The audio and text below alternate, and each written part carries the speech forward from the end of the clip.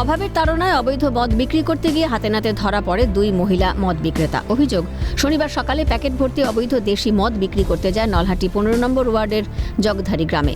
দুই মহিলা মদ বিক্রেতাকে দেখতে পেয়ে তাদের আটক করে গ্রামের মহিলারা। চা বাগানে প্রতিদিন নিয়ে আসো? প্রতিদিন নয়, কাল আর আজকে। অনেকদিন ধরে ব্যবসা করছো? অনেকদিন নয়, আমাদের ঠিক নাই। মানে অভাবের জন্য করছো? যদিও ধরা পড়তে মদ বিক্রেতারা জানিয়েছেন ভবিষ্যতে আর মদ বিক্রি করবেন না। কোথা থেকে আসো? দালান পাড়ি থেকে। কতটা নিয়ে আসছো আজকে? আজকে 4টা আছে, কোনো দিন একদিন দুদিন পর চলে আসি। আজকে ধরলো তো? হ্যাঁ ধরলো? হ্যাঁ। আর ব্যবসা করবে? আর না, করবো না।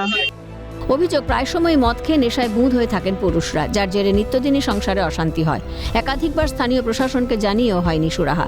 তাই এক প্রকার বাধ্য হয়ে দুই মদ বিক্রেতাকে আবগারি দপ্তরের হাতে তুলে দেয় গ্রামবাসীরা। এখানে সে চুলাই মদ নিয়ে গেছিল, ওরা বাইরের লোক চুলাই মদ নিয়ে গেছিল। আর আমাদের মেয়ে ছেলেরা হাতে লোতে পেয়ে ওকে ধরেছি। আর তো মানা করলাম দিয়ে আর কোনোদিন আসবে না। তো বলছে না, আমরা ব্যবসা করছি, আমরা ব্যবসা করব, আমরা বন্ধ করব না। গ্রামের উন্নতির জন্য আমরা এইসব ব্যবসায় নেমেছি।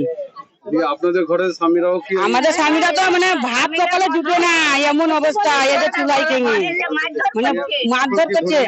এখন ধরে নিয়ে গেল, দেখি স্যার এখন কি করে এবার।